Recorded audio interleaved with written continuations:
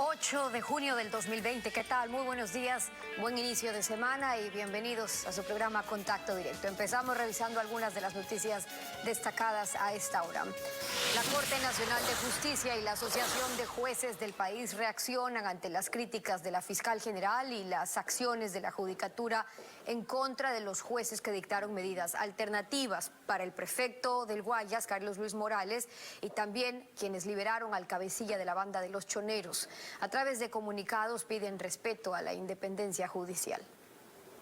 No es la primera vez que la presidenta de la Corte Nacional de Justicia, Paulina Aguirre, sale en defensa de la independencia judicial. En esta ocasión se pronuncia a nombre del Pleno del organismo, luego de que el Consejo de la Judicatura abriera sumarios administrativos en contra del presidente de la Corte de Justicia del Guayas, quien no dictó prisión preventiva, sino medidas alternativas al prefecto Carlos Luis Morales y a la jueza que concedió la prelibertad al líder de la banda de los choneros, Jorge Luis Zambrano, alias Rasquiña. En el comunicado, Aguirre expresa: combatir la corrupción desde la magistratura empieza por respetar y hacer respetar el ordenamiento jurídico. Es indispensable que los operadores de justicia actúen con absoluta independencia judicial interna y externa, sin injerencia alguna. Vulnerar la independencia afecta a la tutela judicial efectiva de los justiciables y socava los cimientos del Estado democrático. En cambio, la Asociación Ecuatoriana de Magistrados y Jueces se pronunció en contra de estas declaraciones de la fiscal general. Los jueces están dando un mensaje a la ciudadanía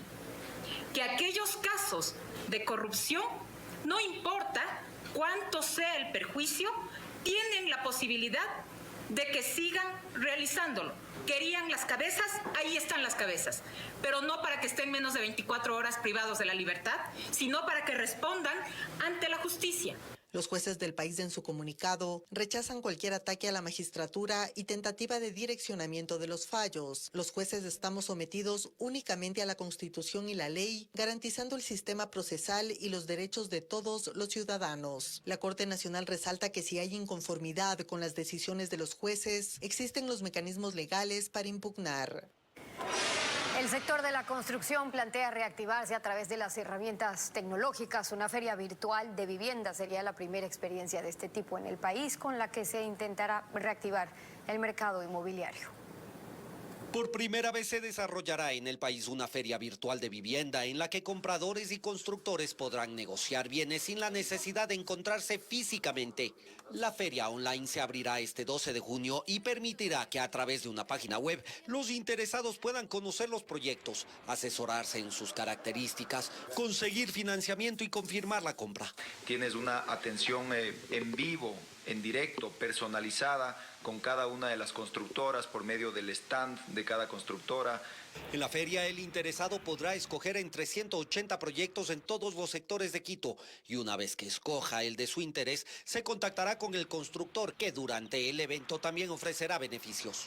Desde promociones, condiciones y en formas de pago, muchos constructores están flexibilizándose muchísimo. Para los constructores, esta es una manera de ofrecer sus proyectos y reactivar el sector.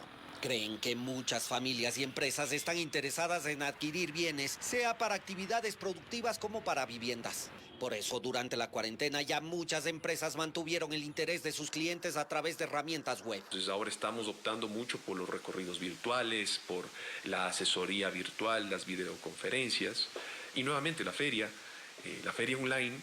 Es justo otra manera de digitalmente llegar al cliente. Los organizadores esperan que la feria sea exitosa y con la experiencia replicarla en Guayaquil y Cuenca. La actualidad, los protagonistas, el análisis y la información en Contacto Directo. Revisemos brevemente quiénes son hoy nuestros invitados. Nos acompañará Augusto de la Torre, economista, ex jefe del Banco Mundial para América Latina. Es parte del Consejo Asesor que anunció el presidente Moreno para las prioridades económicas del segundo semestre 2020. La reestructura de la deuda externa y lograr más recursos de los organismos multilaterales y de China. Por ende, prioridades también para mejorar la capacidad de pago. Lo vamos a analizar. También hoy estará con nosotros Raúl Tello, asambleísta independiente por el movimiento Unidos por Pastaza y solicitante del juicio político político al ministro de Economía, Richard Martínez. Con el apoyo suficiente en la Asamblea, pide la destitución del ministro por los recortes de partidas para educación y lo acusa de no pagar el estímulo a los maestros jubilados. El presidente Moreno califica al juicio de inoportuno para la estabilidad de la economía en recuperación. En cadena de televisión, el presidente formuló un anuncio para la recuperación de la economía paralizada por la pandemia y en crisis por el desgobierno. Escuchemos. Hemos realizado varias conversaciones con los economistas más serios del Ecuador. Ellos son quienes desde un sólido conocimiento y sobre todo desde la experiencia de haber vivido en carne propia cómo sortear una crisis, han apoyado nuestro programa económico. Lo hicieron siempre con bajo perfil, únicamente por su interés por la patria.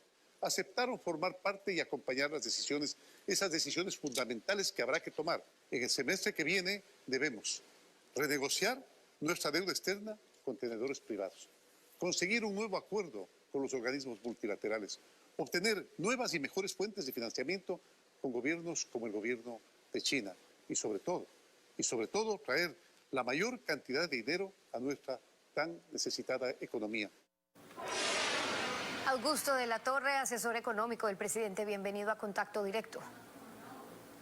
¿Cómo le va? ¿Qué tal, Stephanie? Gracias por la invitación. Buenos días también. En las prioridades para lo que queda de este año está la deuda externa y mientras los gobiernos siguen abusando o necesitando de más deuda, esas prioridades están conectadas con la capacidad de pago que tiene el Ecuador, que hace crecer el riesgo país.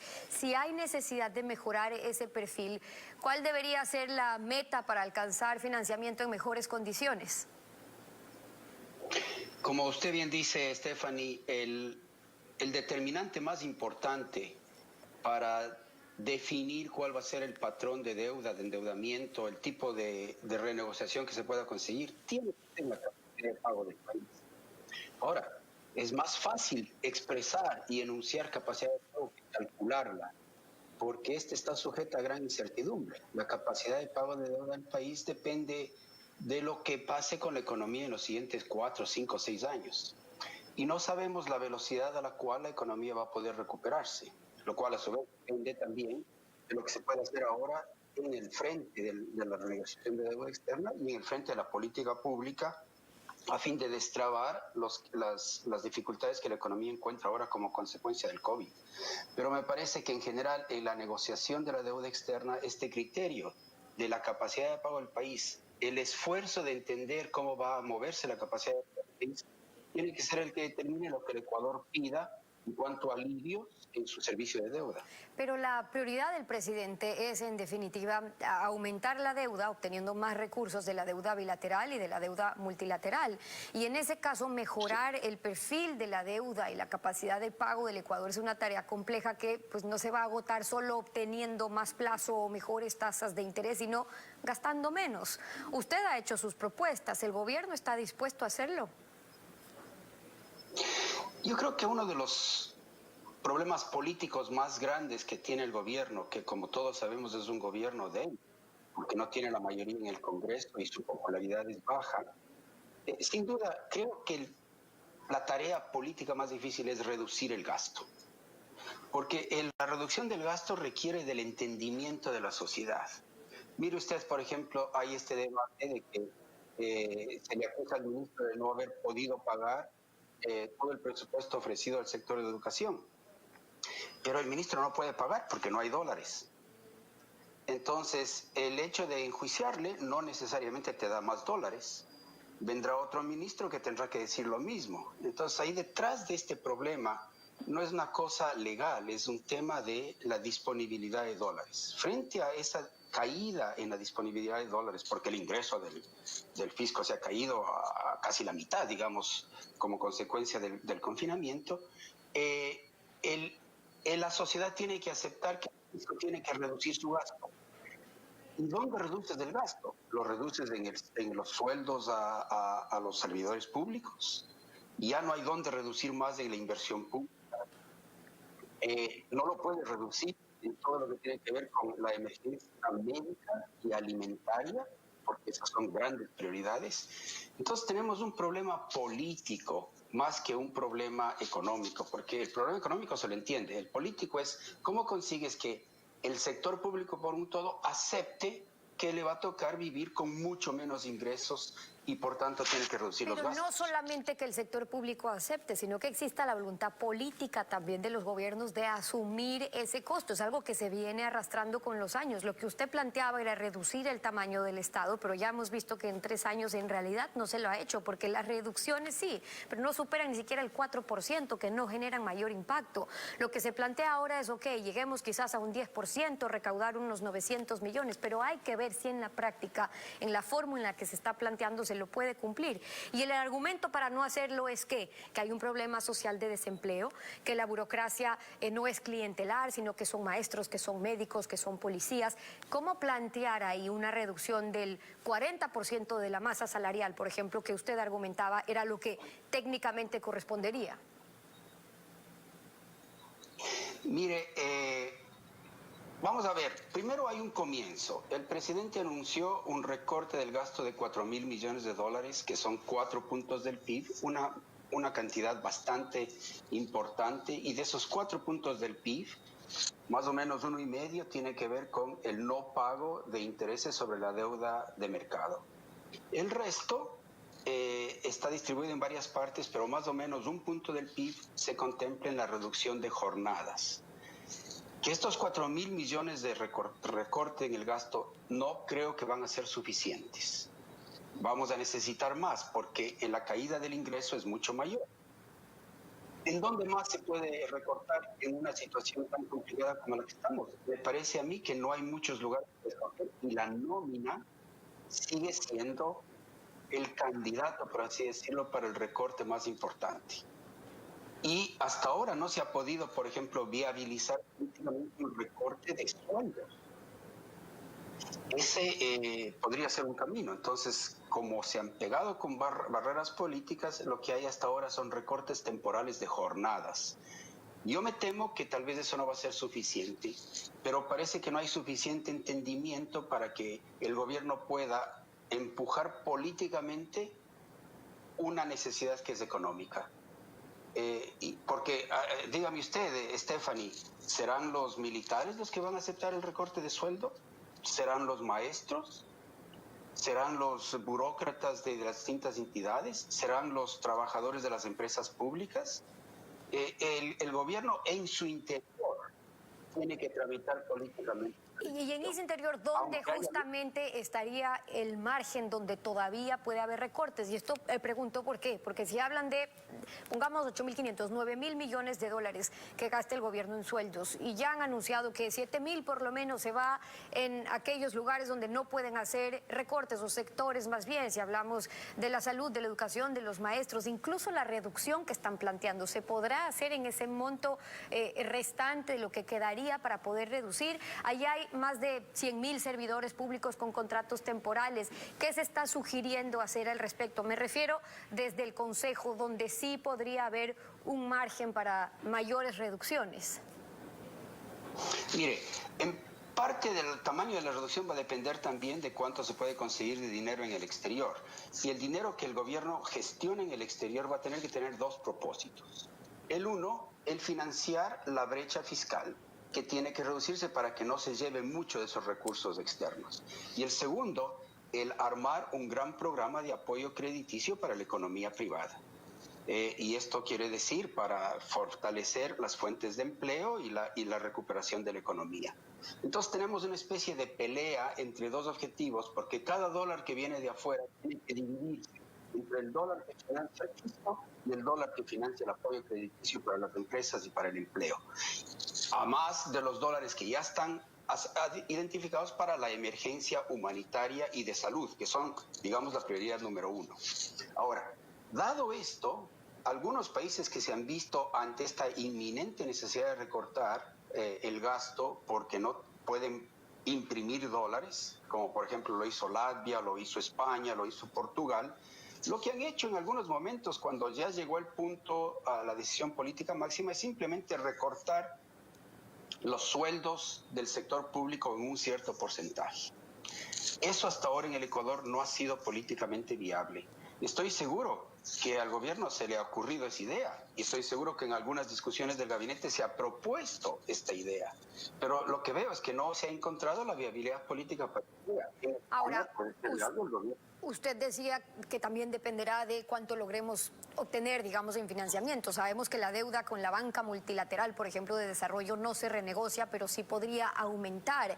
¿Debería darse por descontado o hay que hacer todavía méritos ante el Fondo Monetario Internacional para acceder a más?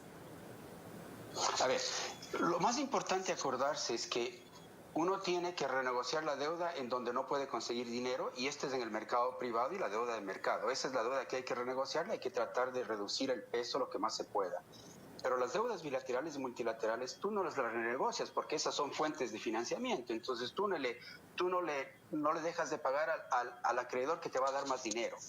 Entonces nos toca trabajar muy duro con los multilaterales y en particular con el Fondo Monetario y con los bilaterales y en particular con China. Con el Fondo Monetario hay que buscar el acceso mayor posible que el Fondo Monetario está ofreciendo a los países miembros. Para ello, el Ecuador tiene que acordar en un programa macroeconómico que le restaure que le recupere a la economía y le restaure su viabilidad fiscal. Esa negociación va a ser difícil, pero el Ecuador tiene que aspirar al máximo posible de esa fuente, porque el Fondo Monetario tiende a ser el desembolso que te abre otros desembolsos. Mientras mayor el acceso a los recursos del Fondo Monetario, mayor será el acceso al Banco Mundial, al BID, a la CAF, porque estos son bancos de desarrollo internacional que operan en consonancia con el ritmo que está fijando el Fondo Monetario. Yo creo que el Fondo Monetario, desde un punto de vista internacional, tiene muchísima presión para aumentar los recursos que va a transferir y para expandir los accesos. Ojalá el Ecuador pueda posicionarse apropiadamente para estar entre los países que son reconocidos como de los países que más necesidad tienen de asistencia y que en segundo término son los países que están ayudándose a sí mismos. Entonces hay esta dinámica que también el país tiene que entender. Mientras más nos ayudemos a nosotros a través de reformas legales, a través de esfuerzos fiscales, a través de iniciativas humanitarias en favor de la gente más necesitada, a través del manejo del problema de salud más eficiente, a través de mejoras en los esfuerzos de reducir la corrupción. Todas estas cosas le dan al país una buena imagen para solicitar más recursos. Ahora, ir en busca de esos más recursos. El presidente, al mencionar a quienes estaban integrando el Consejo, resaltaba la experiencia que tenían también en haber vivido en carne propia cómo sortear unas crisis. Y aquí tenemos en otras crisis de deuda algunos antecedentes. Terminaron en los 80, por ejemplo, con los famosos bonos Brady. Luego quienes no quisieron pagar, luego los compromisos justamente para ese pago, la intervención del Tesoro de Estados Unidos. Usted tuvo experiencia también como presidente del Banco Central. Entonces, con lo que me está diciendo, ¿cree que sí hay posibilidades y un camino para insistir para la actual crisis en una solución global con la Reserva Federal? Mire, la Reserva Federal hasta el momento no se ha interesado en los países emergentes. Me parece que ese es un gran vacío que todavía hay que llenar. A mí me parece que tanto la Reserva Federal como el Banco Europeo, el Banco Central Europeo, tarde o temprano van a tener que no solo pensar en los países para los cuales ellos sirven, sino también pensar cómo sus facilidades de expansión crediticia que están armando ahora se pueden también proliferar hacia los países emergentes. Ese es un gran desafío internacional.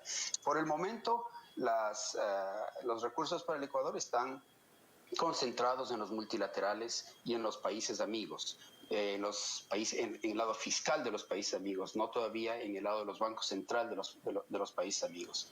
Pero en efecto, nosotros vamos a necesitar del orden de 5 a 6 mil millones de dólares por año mientras dure esta situación, y esas son cantidades enormes de dinero que hay que conseguir de estas instituciones.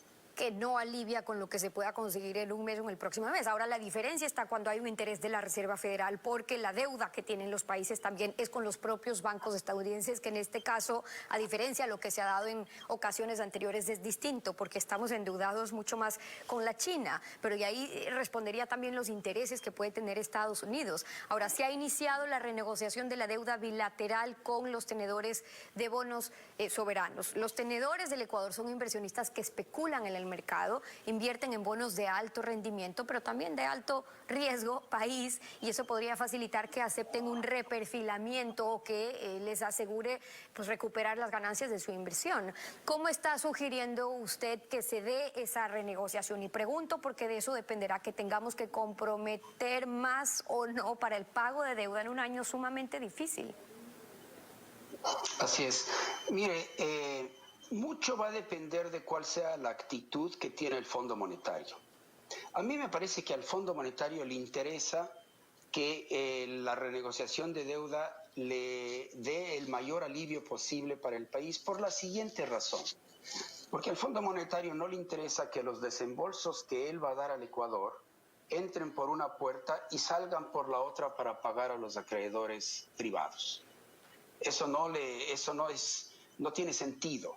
El Fondo Monetario quiere dar recursos para que esos recursos sean utilizados para regenerar el tejido económico y la viabilidad fiscal de los países. Entonces, al Fondo Monetario no le interesa que el dinero entre por una ventana y salga por la otra en pagos de deuda a los acreedores privados.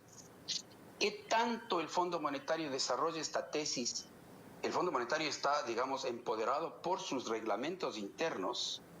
Eso dice la política actual del Fondo Monetario. En algunos casos, decir con absoluta franqueza que este país necesita algún tipo de alivio de esta magnitud, porque de lo contrario el Fondo Monetario no se va a animar a dar dinero. Eso está ya en las normas del Fondo Monetario. Pero lo que no sabemos es qué tan fuerte el Fondo Monetario va a impulsar esta tesis. Mientras más claro sea el Fondo Monetario en esto, más se le van a abrir las puertas para que el país pida mayor alivio. Porque el gran aliado, el que está dando el dinero, va a decir: yo no quiero dar dinero para que con ese dinero tú pagues a los acreedores externos. Entonces, esa dinámica yo todavía no sé la forma que va a tomar. Pero estoy seguro que si el Fondo Monetario es más franco, más directo en las necesidades de reducción o de alivio de deuda que el país tiene, más se abren las posibilidades de que el país consiga más alivio de los tenedores de bonos. La deuda con los gobiernos, en cambio, está por casi los 6.000 millones y 90% prácticamente está en China. El objetivo, decía el ministro, era liberar una carga de 800, de 900 millones para un reperfilamiento con China, con el Exim Bank, por ejemplo, poder diferir algunos pagos. Pero por otro lado están también los contratos petroleros, y eso ahí sí negocia Petroecuador como si fuera un tema comercial, pero comprometiendo petróleo del que dependemos justamente para esos ingresos. Así es. Mire, la relación financiera con China que los países emergentes han tenido hasta ahora ha sido una relación financiera muy ligada al que China se asegure del suministro de materias primas. Entonces, China en general en todo el mundo ha dado financiamientos de este tipo. Yo te doy tanto de dinero, pero a cambio de eso quiero asegurarme el suministro de petróleo o de cobre o de minerales o de lo que fuese. Entonces, hasta ahora la filosofía china de relacionamiento financiero con los países ha sido ligarla a proyectos extractivos que le aseguren a China el suministro de esas materias primas. China, creo que bajo la presión de esta crisis va a tener que ir cambiando su relacionamiento financiero con los países, pero todavía no estamos ahí. Entonces, por el momento, la relación financiera del Ecuador con China sigue ligada al flujo del petróleo. Entonces, ahí lo que importa es ver este tipo de paquete financiero en su totalidad y entender qué es lo que pasa en el lado de las ventas petroleras o del respaldo petrolero y qué es lo que pasa en el lado financiero y en la integralidad de estas operaciones, ver si el país se beneficia. Pero el país necesita de China mucho más desembolsos, mucho más liquidez, y una manera como el país puede conseguir liquidez de China hoy es a través de ofrecimiento de venta de petróleo a futuro. Las condiciones de la operación tienen que verse en la integralidad. Cierro con esto brevemente. Esta asesoría que le están dando como consejo asesor al presidente no es vinculante para el gobierno y a veces se utiliza el prestigio también de asesores, pero no necesariamente se cumplen sus consejos. ¿Esta asesoría suya es nueva o ya se ha venido dando, como dijo el presidente? Mire, yo creo que no era ningún secreto que el gobierno desde hace algunos meses, cuando empezó la pandemia, empezó a hacer consultas informales. Porque en todo el mundo está pasando esto. Fíjense, hace poco en España y en Francia se nombraron consejos asesores también. En Estados Unidos hay un consejo asesor de economistas que ya lleva mucha data y que los presidentes lo usan de acuerdo con su discreción. Entonces, en el mundo, las complicaciones económicas están llevando a que los gobiernos tengan que conversar con expertos independientes para recibir ideas. Y ese es el sentido de lo que el presidente ha pedido. Nos ha pedido a algunos ecuatorianos que estemos dispuestos a dar nuestras ideas con absoluta libertad. Y yo espero que los asesores que se incorporen a este grupo tengamos frecuentemente opiniones muy diversas, porque al gobierno le interesa escuchar opiniones que son contrastantes, que los asesores mantengamos nuestra franqueza, pero mantengamos nuestra libertad intelectual, y el gobierno se reserva el derecho de aceptar lo que le parezca o lo que quiera. Pero me parece que esta dinámica no es mala, es sana. Es bueno que un gobierno consulte y que consulte con intereses especiales, como por ejemplo los dirigentes sindicales o los partidos políticos, pero que también consulte con expertos que no tienen ninguna afiliación ni política ni gremial. De las observaciones de Augusto de la Torre, economista ex jefe del Banco Mundial para América Latina, gracias por acompañarnos esta mañana. Muchas gracias, Stephanie. Son las 7:26 en Contacto Directo.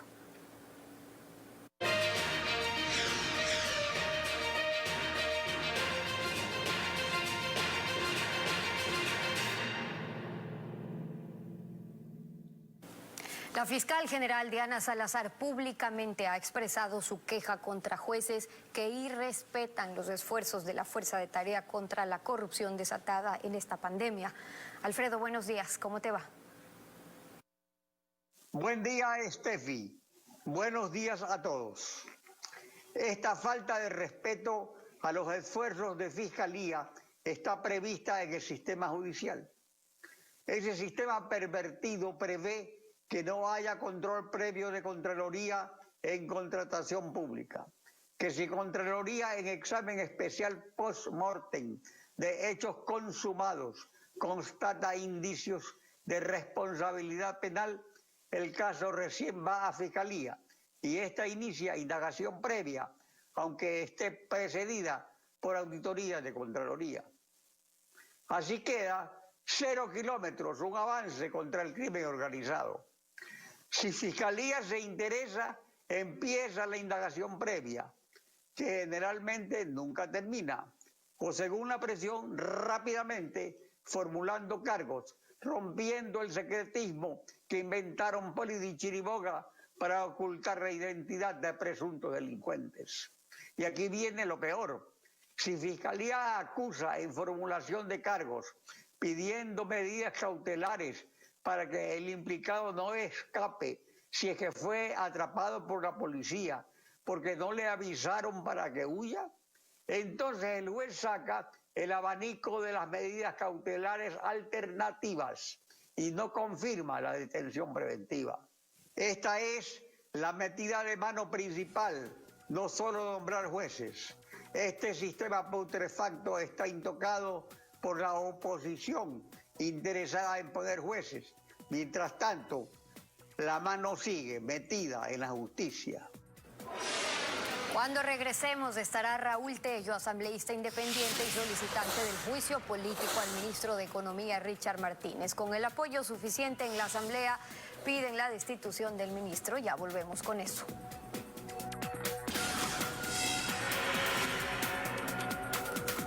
En En las noticias les contamos que en la primera semana de junio apenas se tomaron 1.184 muestras de COVID-19 en Quito y no todas tienen ya el resultado, mientras sigue el aumento la cifra de contagios y fallecidos en la capital. Pese a que el municipio 100.000 pruebas PCR para detectar coronavirus y anunció la llegada de 100.000 más, son muy pocas las que se realizan. Hasta la fecha en la capital se han tomado 13.564 muestras, de las cuales más de 3.000 siguen a la espera del resultado.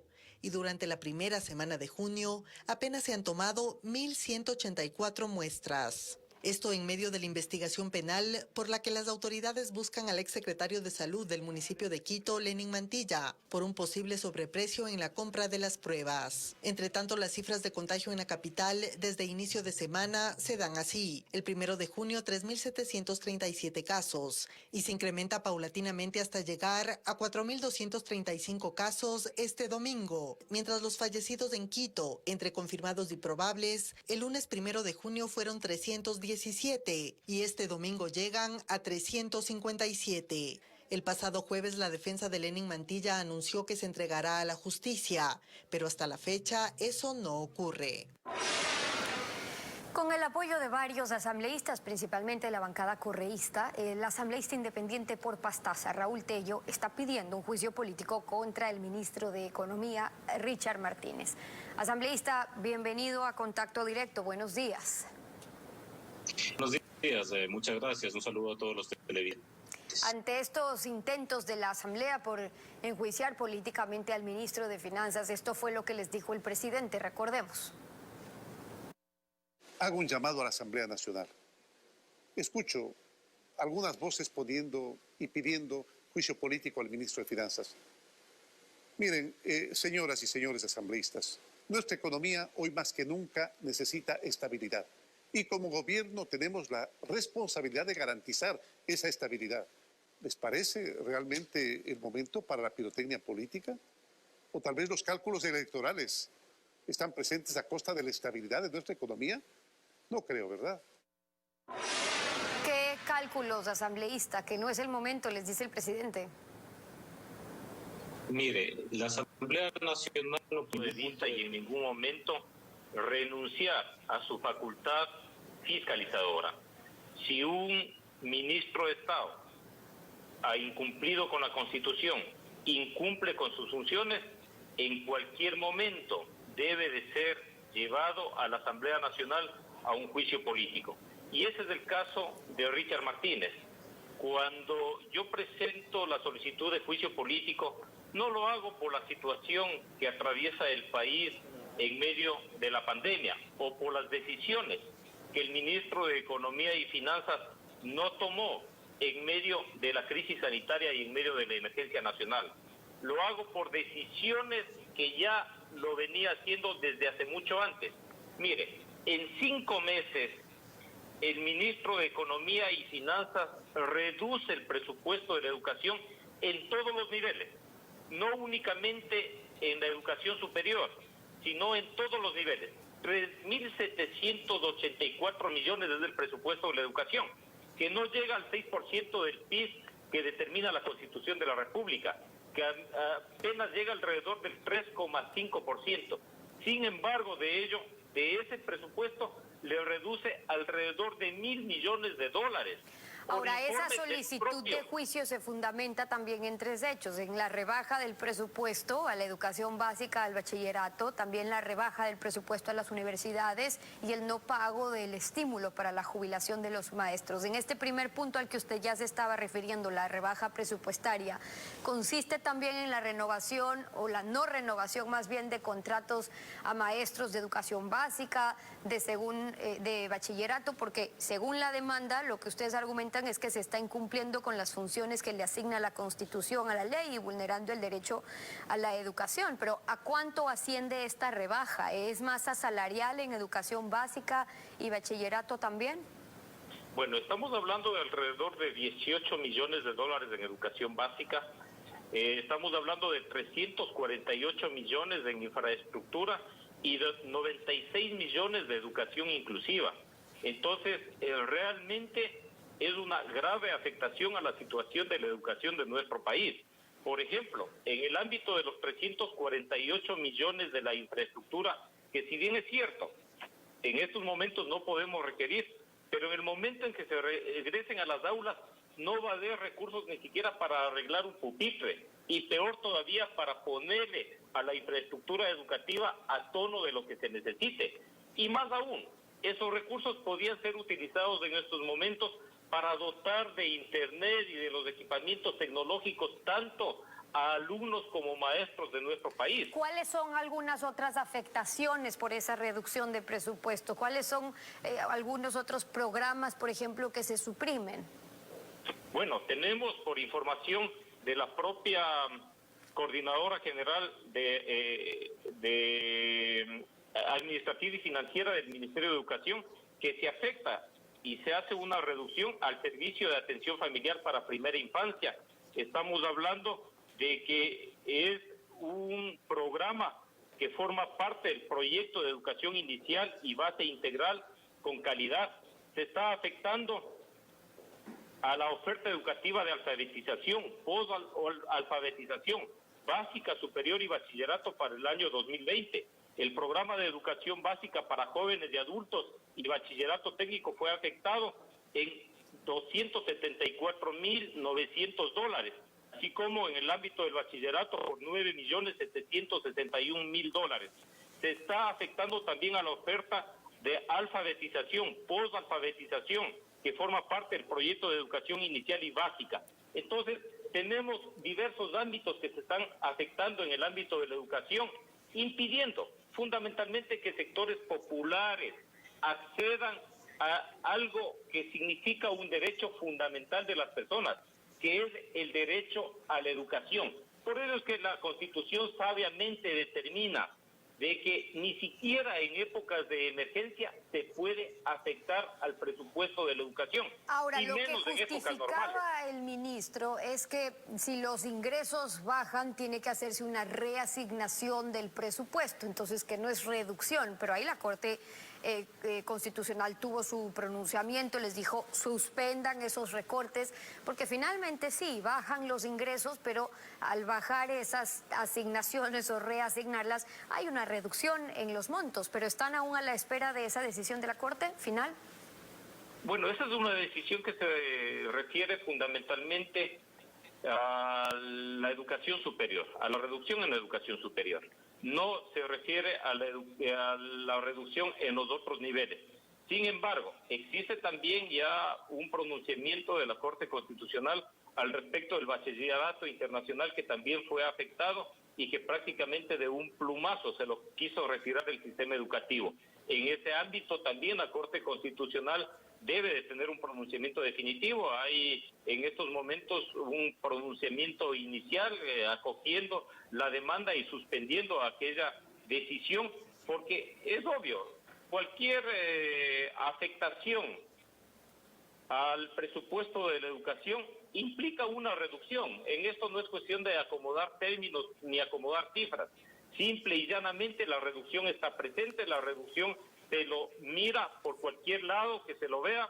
La reducción está allí cuando se ha despedido y bueno, a ahí maestros. está la preocupación cuando usted habla del bachillerato internacional, de los padres de familia, es decir, ¿qué hacen todos estos chicos que ya han venido estudiando bajo esta modalidad, accediendo al bachillerato cuando se lo elimina? Ahora, una última preocupación, me queda poco tiempo en relación al pago del estímulo a los maestros jubilados. Este es un atraso que se viene arrastrando desde el gobierno anterior, que ofreció este estímulo para sacar a los maestros, de la UNE en ese entonces. ¿Eso se venía pagando o está retrasado? ¿Cuál es la situación ahora?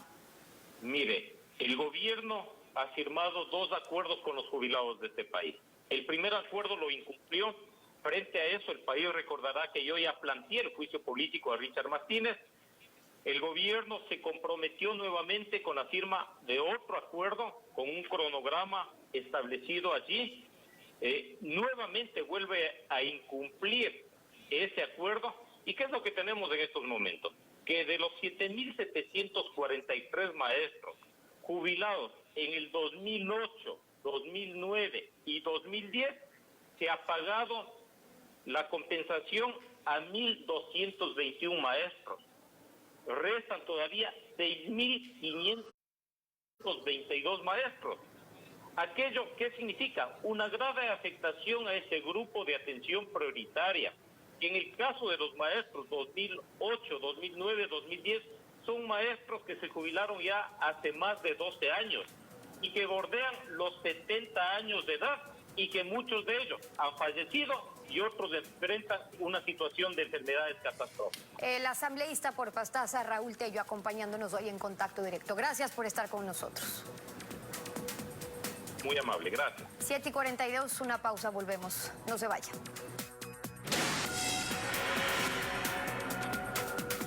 Concluimos ya esta emisión de Contacto Directo. A ustedes, como siempre, gracias, su confianza y sintonía. Ya viene Televistazo en la comunidad.